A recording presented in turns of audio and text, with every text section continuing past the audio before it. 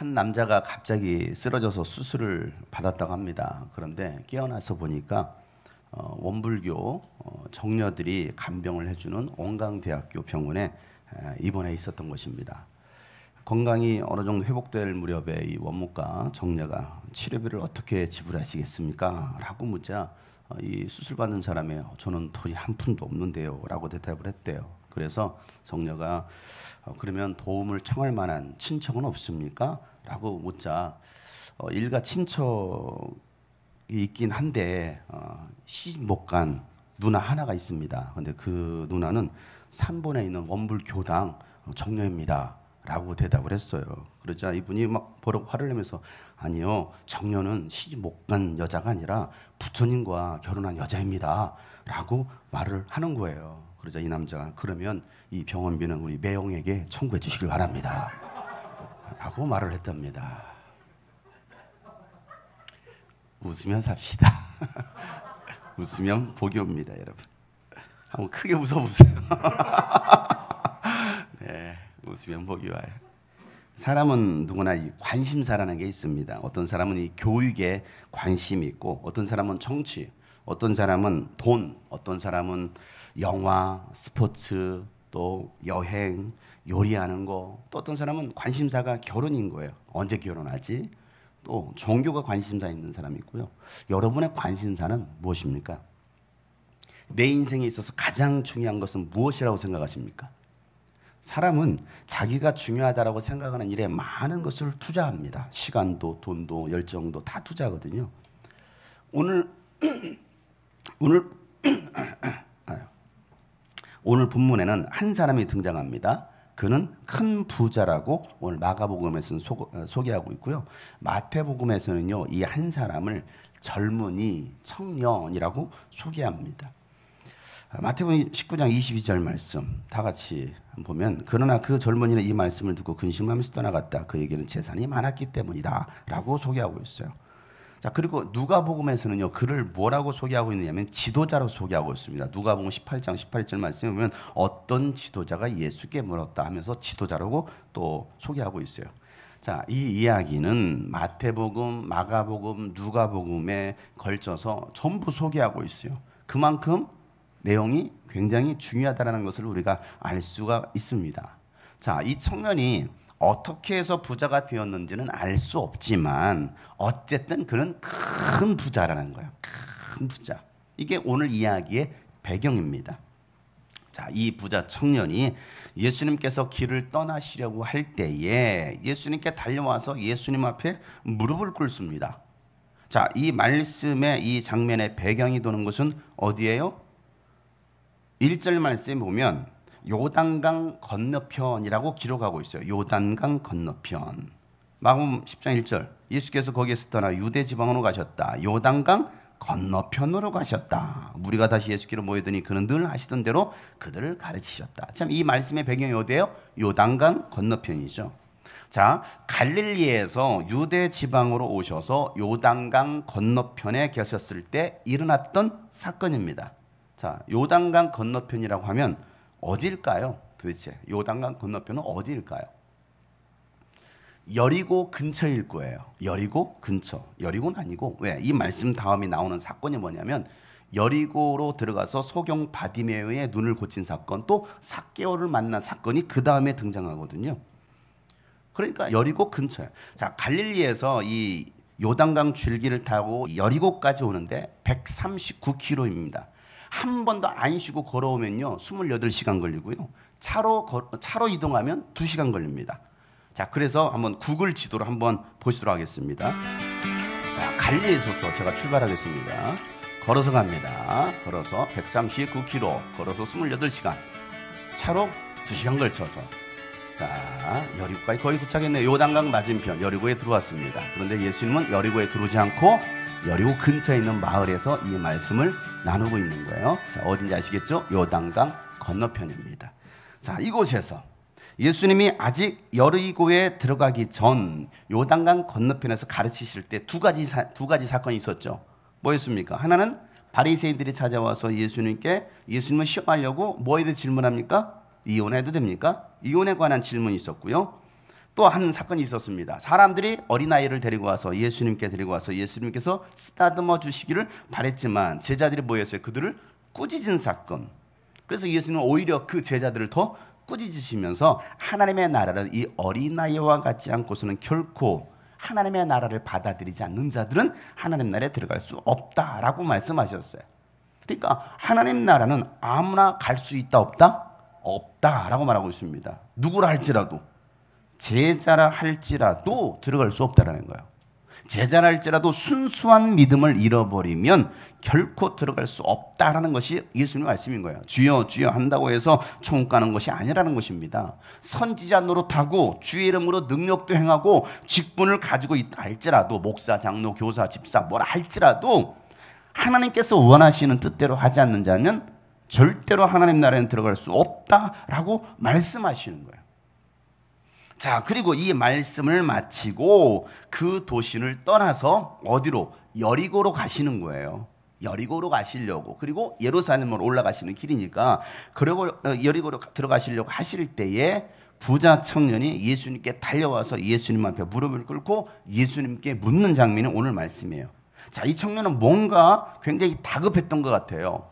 그러니까 예수님께 막 달려왔죠. 그래서 예수님을 그냥 보내서는 안 될 것 같았습니다. 그래서 예수님께서 가시는 그 길을 가로막아 서고, 그리고 뭐합니까?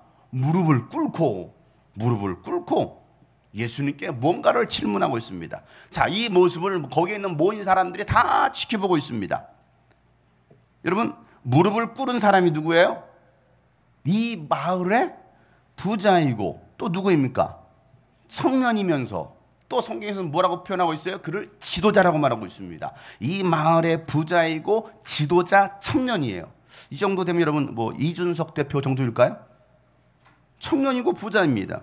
부자이면서 지도자 청년이었던 이 사람이 많은 사람들이 보는 앞에서 뭐라고 있어요? 무릎을 꿇고 있습니다. 여러분, 무릎을 꿇고 있다는 거 여러분 대단한 거 아니에요? 이런 사람이 겸손함이 있다는 거예요. 겸손함만 있습니까? 이 사람에게는 인성도 있어요. 그런데 이 청년에는 특별한 관심사가 있었습니다. 자, 그 관심사가 뭐였습니까? 영원한 생명. 그가 질문하는 것이죠. 하나님 나라에 들어가는 거, 영원한 생명을 얻는 것이 이 청년의 관심사였어요.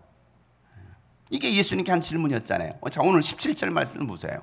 다 같이 한번 큰 소리로 시작. 예수께서 길을 떠나시는데 한 사람이 달려와서 그 앞에 무릎을 꿇고 그에게 물었다. 선하신 선생님, 내가 영원한 생명을 얻으려면 무엇을 해야 합니까? 라고 질문하는 거예요. 이 사람의 관심사, 여러분의 관심사는 뭐예요? 나의 관심사. 젊은 이 청년은요, 많은 돈도 가졌습니다. 또 지도자라는 명성도 있었습니다. 많은 사람들의 부러움을 사는 젊은 나이에 뭐한 사람이에요? 성공한 사람입니다. 이준석 젊은 나이에 성공했습니다. 그런데 이 청년이 가지지 못한 한 가지가 있었다는 거예요. 그것은 영원한 생명을 가지는 것이었습니다. 가지고 있어요? 가지지 못했어요? 아직 가지지 못했다는 것입니다. 영원한 생명을. 자, 이 청년은 예수님께서 가르치셨던 내용을 들었을 것입니다. 이 전 사건이 뭐였습니까? 누가 하나님 나라에 들어갈 수 있느냐? 누가 영생을 소유할 수 있느냐? 이 말씀 가지고 예수님이 제자들을 책망했잖아요. 자, 예수님의 제자라고 해서 하나님 나라에 들어갈 수 있는 것이 아니라 오히려 연약한 이런 어린 아이들처럼 하나님의 나라를 받아들이는 자들이 하나님 나라에 들어갈 수 있다라는 이 말씀을 이 청년이 들었을 거예요. 그 말씀을 듣고 이 청년은 굉장히 충격을 받았을 것입니다. 하나님의 나라 영생을 저런 어린아이들? 어린아이가 뭐가 있어요? 돈이 있어요? 뭐가 있어요? 아무것도 없는데? 그 말씀을 마치시고 예수님께서 마을로 빠져나가시려고 하실 때 이 청년은 뭔가 다급했던 거예요. 그러니까 막 달려와서, 그렇죠? 이 상황이 굉장히 다급한 거예요. 막 달려와서 예수님을 그냥 보내면 안 될 것 같았습니다. 그래서 예수님이 가는 그 길을 가로막고 그 앞에 무릎을 꿇은 거예요. 이게 이 청년의 다급함이었습니다. 부자 청년은요, 예수님을 뭐라고 부릅니까? 선하신 선생님이라고 부릅니다. 선하신 랍비요 라고 부르고 있습니다. 자, 예수님의 가르침과 예수님께서 하셨던 그 모든 일들을 지켜봤을 때는 율법학자들과 이 바리새인들과는 분명 다르다라는 거예요. 그래서 그 청년이 볼 때는 이 예수님은 선하신 선생님이라는 거예요. 자, 그의 말에 예수님께서 뭐라고 답변하십니까? 18절 말씀이죠. 다 같이 한번 시작. 예수께서 그에게 말씀하셨다. 어찌하여 너는 나를 선하다고 하느냐? 하나님 한 분밖에는 선한 분이 없다. 여러분, 이 말씀이 뭐예요? 선하신 분은 오직 누구밖에 없다? 하나님 한 분밖에 없다. 그런데 어째서 너는 나를 선하다라고 하느냐? 자, 이 말이 나는 선한 자가 아닐 뿐만 아니라 하나님이 아니야 라는 말씀일까요? 하나님만이 선하시는데 너는 어찌 나에게 선하다고 말하냐? 나는 선하지가 않아 라고 말씀하셨을까요? 이 말씀은, 예수님의 이 화법은 너는 나를 선하신 하나님으로 인정한다는 것이 맞느냐? 네가 나를 지금 선한 하나님으로 인정하고 있는 거야? 라고 그런 의미가 담겨 있어요. 그러면서 예수님은 계명에서는 말씀하십니다. 계명. 자, 19절 말씀이죠. 다 같이 한번 읽어보도록 하겠습니다. 너는 계명을 알고 있을 것이다. 살인하지 말아라. 간음하지 말아라. 도둑질하지 말아라. 거짓으로 증언하지 말아라. 속여서 빼앗지 말아라. 네 부모를 공경하여야 하지 않았느냐? 여러분, 이 계명이 뭐예요? 10계명이죠. 자, 그것도 10계명 중에 몇 계명부터? 5계명부터 10계명까지 있는 사람에 관한 계명입니다. 자, 10계명 중에 뭐가 빠졌어요? 예? 어디가 빠졌어요? 1계명부터 4계명이 빠져 있습니다. 여러분, 왜 예수님은 이 1계명부터 4계명은 말씀하지 않았을까요? 뭐 10계명을 전부 말하기는 너무 길어서 그냥 5계명부터 예수님께서 말씀하셨을까요? 왜 앞에 1계명부터 4계명은 빠지고 5계명부터 10계명까지 예수님은 말씀하셨을까요? 자, 이 청년의 질문이 뭐였어요? 내가 무엇을 해야 영생을 얻을 수 있습니까? 라고 질문했어요. 여러분, 우리가 무엇을 해야 영생을 얻을 수 있나요? 여러분이 뭘 해야 여러분 영생을 얻을 수 있어요? 내가 뭔가 행동을 해야 영생을 얻을 수 있나요? 여러분, 구원은 행위로 받는 게 아니에요. 오직 예수 그리스도를 믿음으로 구원받습니다. 그래서 요한복음 17장 3절 말씀은 영생은 무엇이냐? 오직 유일하신 참 한 분이신 하나님을 아는 것과 또 아버지께서 보내신 예수 그리스도를 아는 것이 영생이다라고 말씀하셨어요. 유일하신 참 하나님 예수 그리스도를 아는 게 영생이다. 사도행전 16장 31절 말씀에 예수님께서 말씀하셨던 그 뭐라고 하니까 바울이 주 예수를 믿어라. 그리하면 그대와 그대의 집안이 구원을 받을 것이다. 뭐 하라는 거예요? 예수를 믿으라는 거예요. 로마서 10장 9절 말씀은 다 같이 한번 읽겠습니다. 시작. 당신이 만일 예수는 주님이라고 입으로 고백하고 하나님께서 그를 죽은 사람들 가운데서 살리신 것을 마음으로 믿으면 구원을 얻을 것이다. 여러분, 이게 뭐예요? 마음으로 믿고 예수 그리스도를 주라고 고백하면 구원받는다라는 거예요. 구원은 행위를 통해서 받는 게 아니에요. 무엇으로 받습니까? 오직 믿음으로. 누구를 믿음으로? 예수를 믿음으로, 하나님을 믿음으로 구원을 받습니다. 자, 그런데 이 구원은 믿음으로 받는 것인데 이 청년은 영생을 얻기 위하여 내가 무언가를 해야 한다라는 그 행위가 필요하다라고 생각했던 거예요. 그래서 내가 뭘 해야 구원을 받았습니까? 라고 질문하는 겁니다. 자, 그런데 예수님은 이 1계명부터 4계명까지 말씀하지 않으시고 사람과의 관계 계명만 말씀하십니다. 왜 그랬을까요? 하나님을 사랑하는 거, 하나님을 순종하는 거, 오직 하나님 유일하신 하나님만이 유일하신 참신이시라는 거, 이게 중요하지 않아서요? 왜 예수님은 5계명부터 10계명까지만 말씀하셔요? 하나님을 믿고 하나님을 사랑하는 것은 믿음의 가장 기본이기 때문에 이건 가장 기본이에요.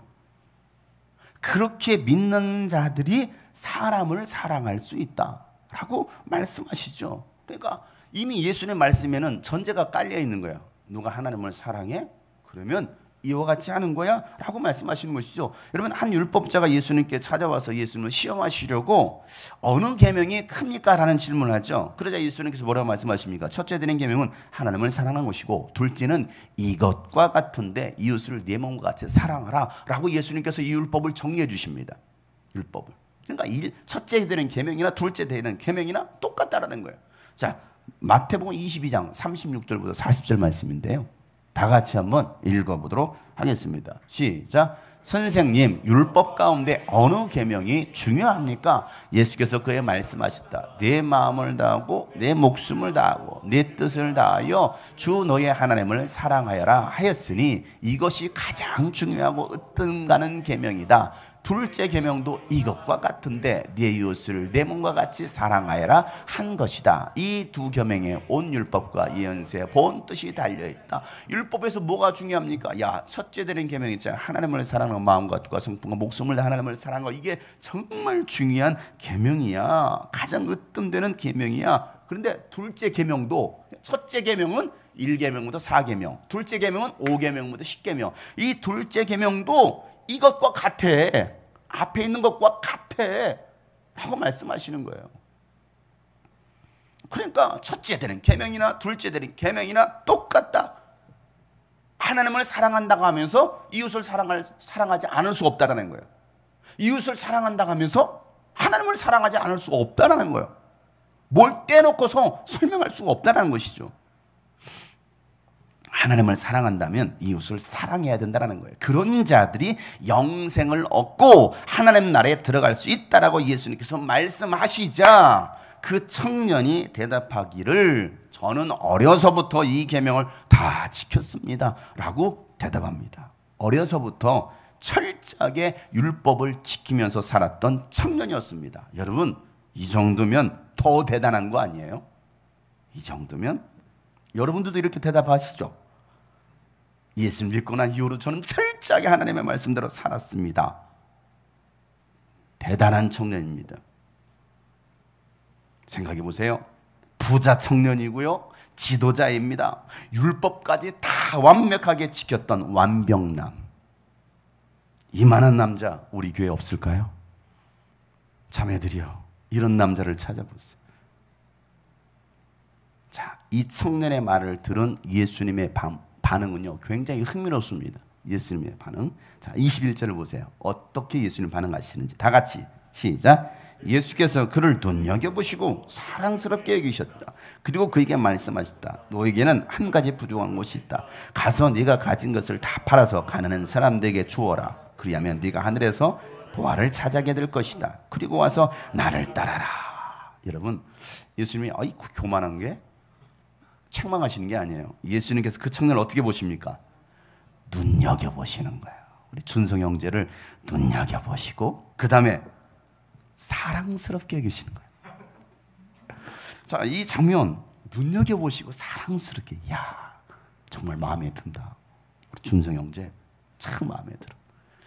내가 자매 소개시켜줄게. 우리 교회 자매 소개시켜줄게. 눈여겨보시는. 시기하는 청년들이 많이 있는 것 같아요. 저는 언제 소개시켜 줄랍니까? 자, 예수님께서 이 청년을 보시면서, 예수님 보실 때도 이만한 청년이 없다라는 거예요. 세상에서 보기 드문 청년입니다. 그래서 너무 사랑스러운 거예요. 너무 사랑스러워요. 이런 청년이 우리 교회도 많이 있기를 소망합니다. 되게 싫은가 보네, 이런 청년들. 여러분, 하나님 말씀대로 살아가려고 하는 청년, 그러면서도 인성이 되어 있는 겸손한 청년, 거기다 돈까지 많으면 얼마나 사랑스럽겠습니까? 모든 걸 다 갖췄잖아요. 이 정도의 청년. 우리 교회 청년, 남자 청년은 다 이런 청년들입니다. 왜 갑자기 주여 회개가 나오지? 우리 교회 남자 청년들 다 이런 청년들이에요. 우리 자매들이요. 눈여겨보세요. 사랑스러운 눈빛으로. 그런데 그런 사랑스러운 청년에게 예수님은 그 청년에게 부족한 것 한 가지를 말씀해 주십니다. 그것이 무엇이었습니까? 다 내려놓음이에요. 다 내려놓음. 예수님은 청년에게 야, 가서 네가 가진 것을 다 팔아서 가난한 사람들에게 주고 와서 나를 따르라 라고 말씀하십니다. 그러면 하늘에서 보화를 차지하게 될 것이다 라고 말씀하시는 거예요. 자, 그 말을 들은 이 청년의 표정이 어떻게 됩니까? 표정이 완전히 바뀝니다. 22절 다 같이 시작. 그러나 그는 이 말씀 때문에 울상을 짓고 근심하면서 떠나갔다. 그에게는 재산이 많았기 때문이다. 오늘 우리 청년, 남자 청년들에게 이 말씀을 주시는 거예요. 울상을 짓습니다. 왜 울상을 짓습니까? 불상을 짓지 않고. 왜 울상을 짓습니까? 자기가 가지고 있는 모든 것을 다 팔아서 가난한 사람들에게 나눠주는 것이 쉬워요? 쉽지 않습니다. 아니 내가 이거 어떻게 벌은 돈인데, 내가 힘들게 이 돈을 어떻게 모았는데 이 돈을 가난한 사람들에게 다 나눠주고 예수님을 따른다라는 거, 이거 웬만한 포기와 결단이 아니고서는 절대 할 수 없는 일을 예수님께서 말씀하시는 거예요. 오늘 이 말씀이 여러분에게 하시는 말씀인데 여러분은 어떻게 반응하시겠어요? 오늘 이 교회를 나가실 때 이 청년처럼 울상을 짓고 심히 근심하시면서 떠나시겠습니까?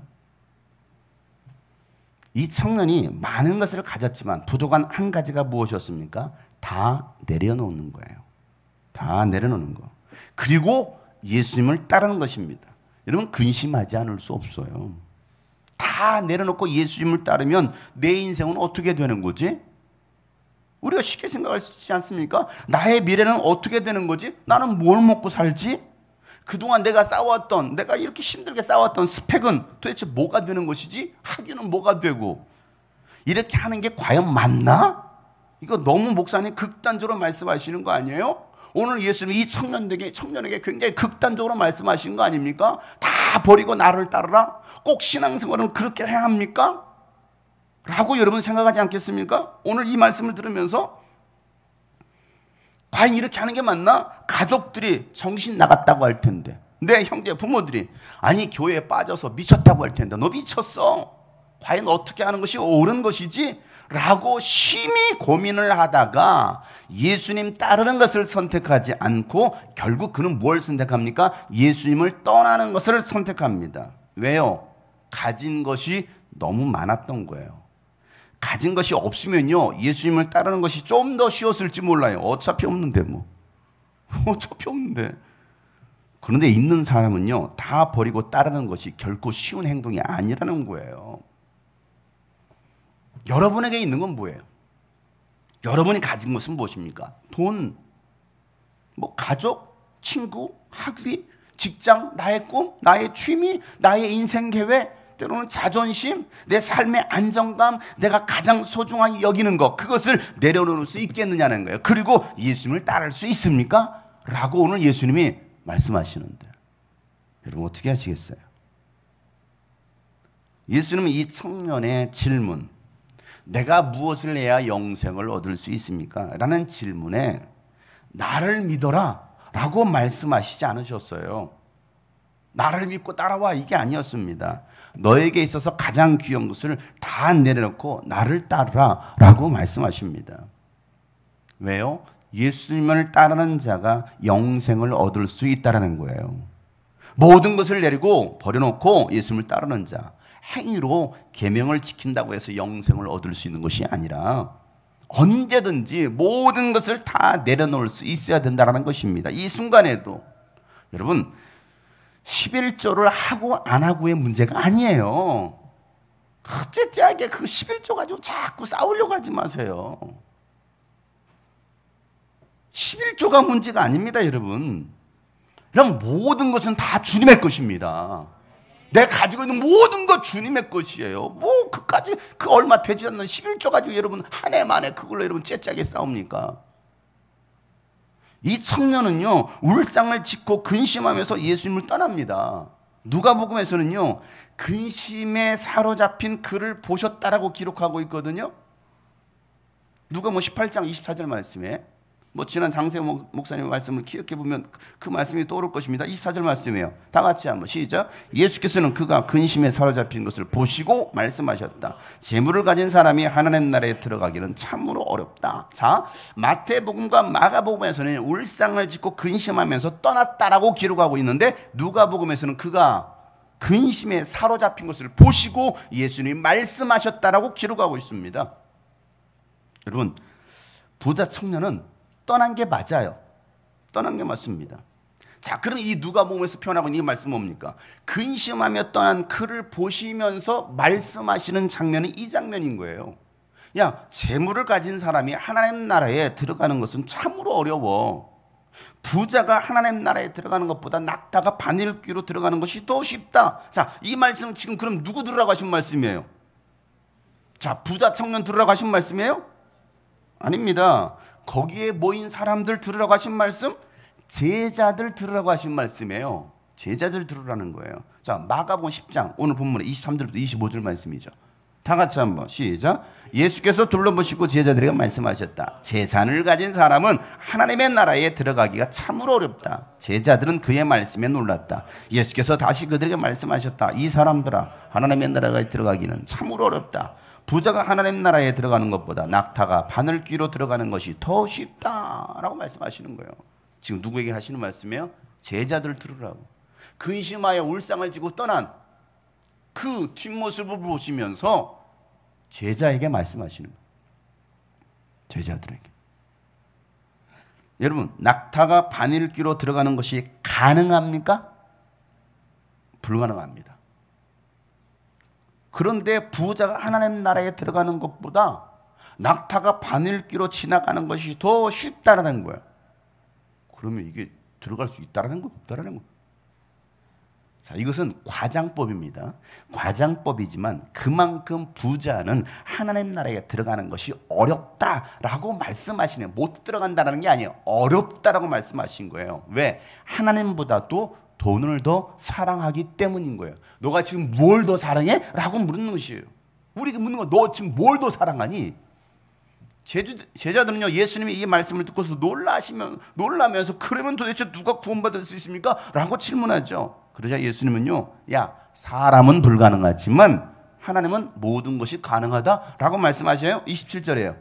다 같이 시작. 예수께서 그들을 눈여겨보시고 말씀하셨다. 사람에게는 불가능하나 하나님께서는 그렇지 않다. 하나님께는 모든 일이 가능하다. 사람은 불가능한 일을, 하나님은 모든 일을 하실 수 있다라고 말씀하시는 거예요. 사람은 누구도 구원할 수도 없어요. 돈 가지고도 구원할 수 없습니다. 그러나 하나님은 구원하실 수 있다라는 거예요. 부자는 천국에 갈 수 없다라는 말씀이 아니라 부자도 천국 갈 수 있다라고 말씀하시는 거예요.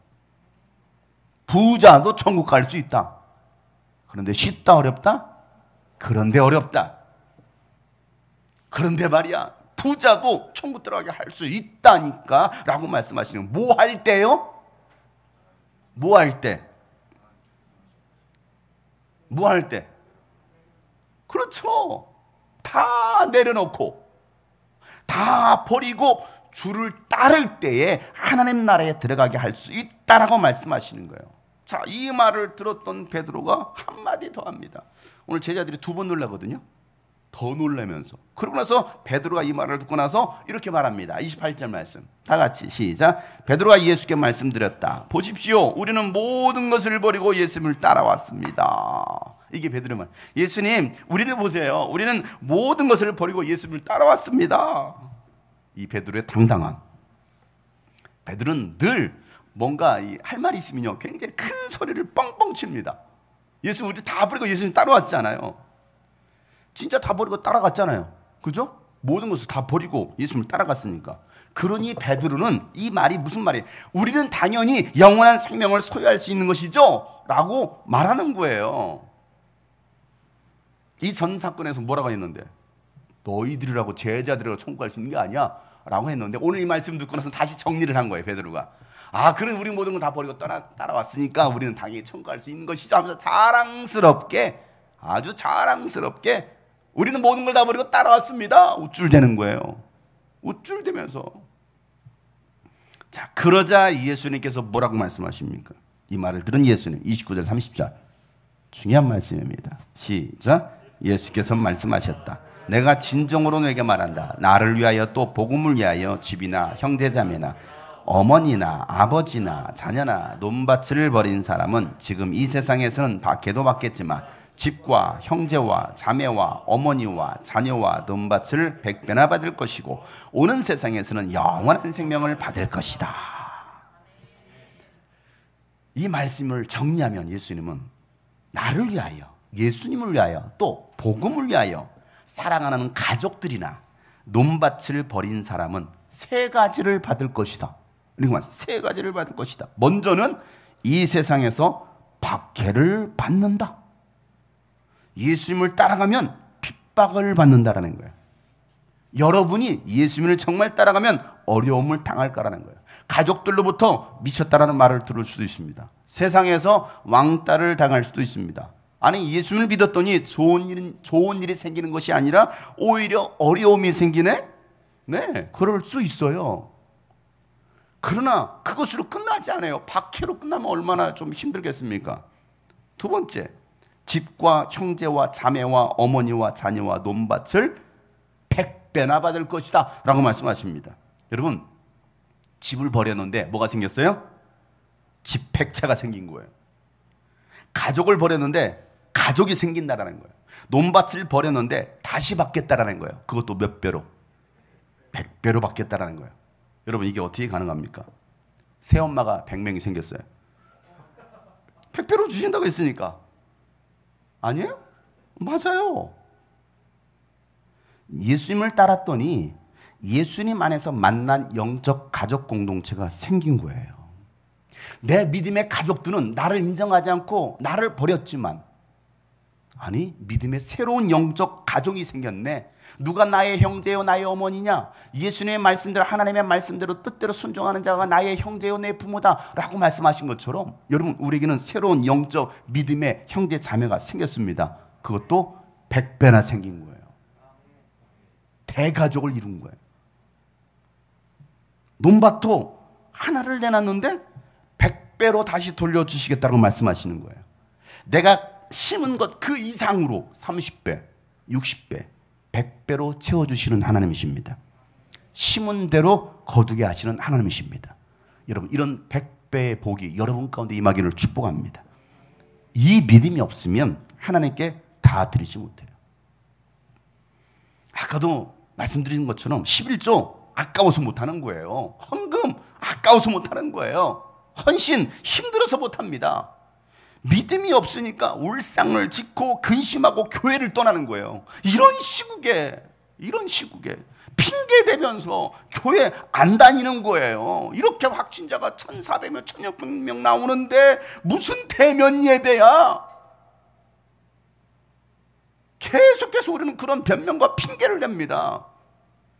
그러나 믿음으로 주를 따르는 자는 이 세상에서 핍박만 받는 것이 아니라 100배의 복도 받습니다. 이 복을 받아 누릴 수 있는 여러분 되시기를 예수 이름으로 축복합니다. 오늘 이 말씀 믿음이 되자고요. 확신이 되자고요. 나에게 하나님 100배의 복을 내려 주시옵소서. 100배의 복을 주시옵소서. 그래서 여러분, 하나님의 살아계심을 자랑할 수 있기를 바랍니다. 여러분, 예수님을 따르는 자에게 마지막으로 무엇을 주십니까? 오는 세상에서 영원한 생명을 받습니다. 예수님을 따르는 자만이 받을 수 있는 영생이에요. 여러분, 이 말씀을 들은 제자들 얼마나 흥분했겠습니까?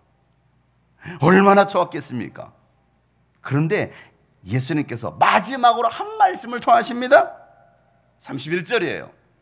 그러나 첫째가 꼴찌가 되고 꼴찌가 첫째가 되는 사람이 많을 것이다.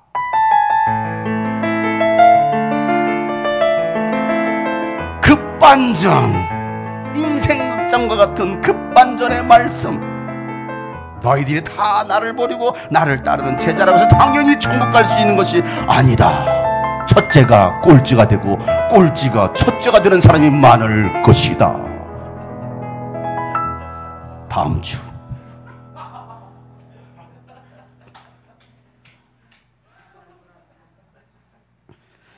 자, 결국 이 말씀이 뭐겠습니까? 끝까지 믿음을 지키고 예수님을 따르는 자가 영생을 차지할 수 있다는 말씀인 거예요. 너희들이 지금 모든 것을 다 버리고 나의 제자가 되겠다 따라왔다고 해서 당연히 가는 게 아니라는 거예요. 울상을 짓고 근심하며 떠난 부자 청년이 첫째가 될 수 있다는 이야기예요. 이 말씀은 주님이 꿈꾸신 교회에 먼저 와서 신앙생활을 했다고 해서 첫째가 되는 것이 아니라 맨 나중에 온 사람이 첫째가 되는 일들이 많을 것이다 라고 말씀하시는 거예요. 많을 것이다. 그 말은 첫째가 많이 떠난다라는 거예요. 무슨 말인가 기억하십니까? 첫째가 많이 떠난다는 거예요. 그래서 이런 말이 있어요. 개척교회 하면요, 개척 초기 멤버들은 다 떠난대요. 다 떠난대요. 그리고 다른 많은 사람들로 채워져요. 근데 오늘 이 말씀, 첫째가 꼴찌가 되고 꼴찌가 첫째가 되는 일이 많을 것이다. 우리 교회 많은 사람들이 왔다 갔습니다.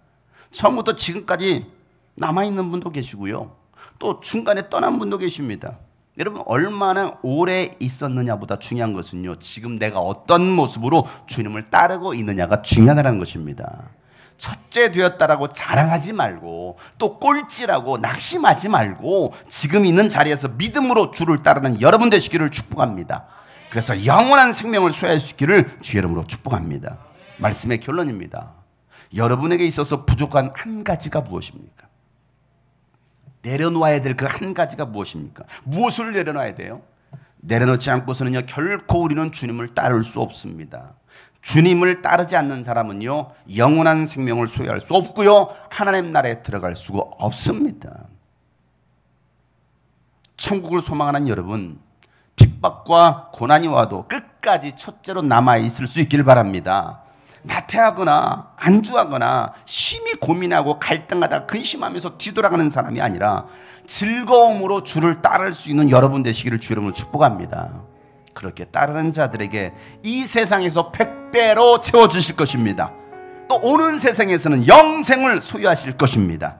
그 주님의 선한 능력이 여러분을 지키시는 것을 믿으시길 바랍니다. 그러니 지금의 상황 속에서 우리가 낙심하지 말고, 핍박 받을 수 있어요. 고난이 찾아올 수 있습니다. 그럼에도 불구하고 주님은 이 세상에서도 100배로 채워주시고 오는 세상에서는 영원한 생명을 주신다는 이 말씀을 기억하면서, 주님, 오늘도 내가 선한 능력으로 다시 일어서게 하여 주십시오. 주님 하실 일을 기대합니다. 나아갑니다. 고백합시다. 그 선한 힘에 고요히 감사하여, 그 선한 힘에 고요히 감사하여, 그 놀라운 평화를 누리며 나 그대들과 함께 걸어가네. 나 그대들과 하늘을 여네. 지나간 허물 어둠의 날들이 무겁게 내 영혼 짓눌러도 주여 우릴 외면치 마시고 약속의 구원을 이루소서. 그 선한 힘이 우리를 감싸네. 그 선한 힘이 우리를 감싸시니 믿음으로 일어날 일 기대하네. 주 언제나 우리와 함께 계셔. 하루 또 하루가 늘 새로워. 주께서 밝히신 작은 촛불, 어둠을 헤치고 타오르네. 그 빛에 우리 모두 하나가 됩시다. 그 빛에 우리 모두 하나 되어 온 누리에 비추게 하소서. 그 선한 힘이 우리, 여러분 지금의 상황에 여러분 낙심하지 마세요. 두려워하지 마세요. 믿음으로 일어날 일을 기대합시다. 주님 언제나 우리와 함께 계셔. 이 고요함이 깊이 번져갈 때에, 이 고요함, 여러분 이 상황이 언제 끝날지 모릅니다. 보이지 않습니다. 그럼에도 불구하고 저 가슴 벅찬 찬양 돌리네. 다시 우리 하나가 되도록 다시 하나가 되게 이끄소. 주님의 빛이 빛나는 이 밤, 그 선한 힘이 우릴 감싸. 믿음으로 다시 일어섭시다. 믿음으로 일어날 주 언제나 우리와 함께 계셔. 또 그 선하님이 우리를 감쌉니다. 그 선하님이 우리를 감싸시. 믿음으로. 그렇습니다. 주님, 지금의 상황들을 우리가 잘 견디고 버티고 끝까지 주님을 따라가는 저희들 되게 하여 주시옵소서. 하나님, 내 이 모든 것들을 주님 앞에 내려놓을 수 있는 우리가 되기 원합니다. 우리 다같이 오늘 말씀을 기억하며 믿음으로 주님 따라가기로 결단하며 기도합시다. 하나님 아버지, 오늘도 나에게 부족한 그 한 가지마저도 내려놓을 수 있게 하여 주옵소서. 그 선하님이 우리를 감싸시.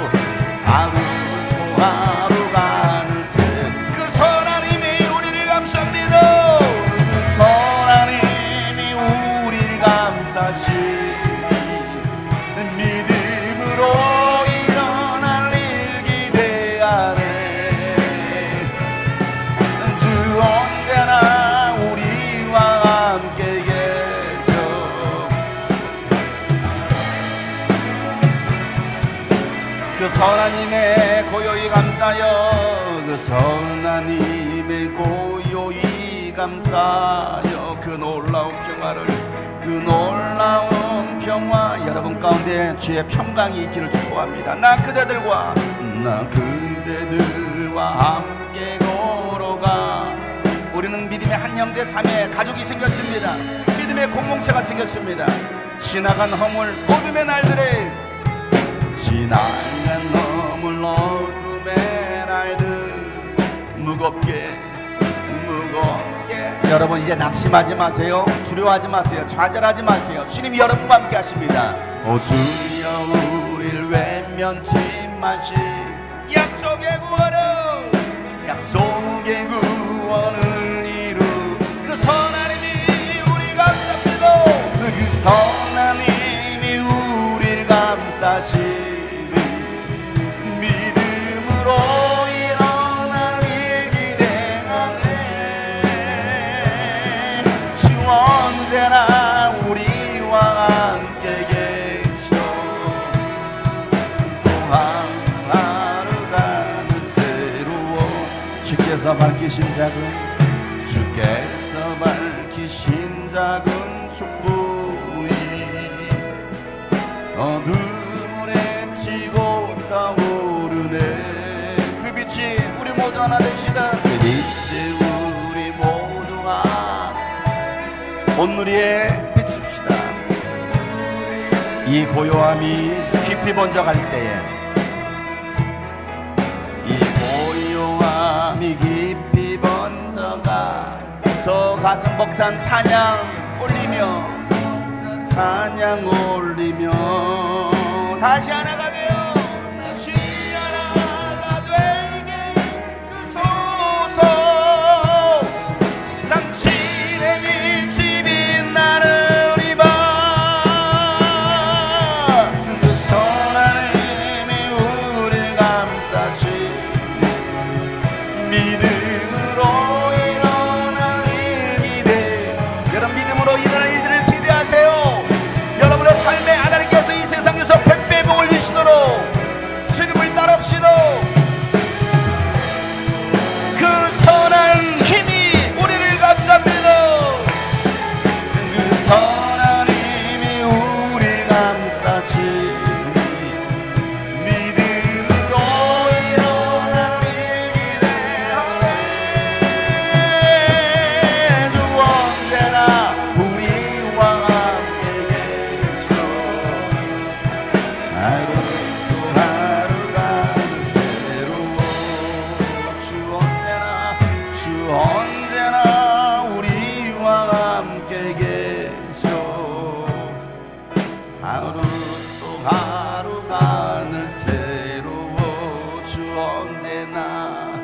주 언제나 우리와 함께 계셔. 하루 또 하루가 늘 새로워. 하나님께서 하실 새로운 일들을 기대합니다. 새 일을 행하실 하나님을 기대합니다. 사막에 강을 내시고 광야에 길을 내시는 하나님을 바라봅니다. 하나님, 우리가 예수 그리스도를 믿고 따를 때 모든 것들을 내려놓고 따라가는 그 길이, 하나님 때로는 바퀴가 있다 할지라도 이 세상에서 100배의 복을 주시겠다는 그 말씀이 우리 성도들의 삶을 통하여 성취되게 하여 주시옵소서. 또한 오는 세상에서도 영원한 생명을 소유한 우리 모든 성도들 되게 하여 주시옵소서. 아직도 내려놓지 못하는 그 단 한 가지, 하나님 그것마저도 내려놓고 주님을 사랑하며 주님을 따르는 우리 모든 성도들 되게 하여 주시옵소서.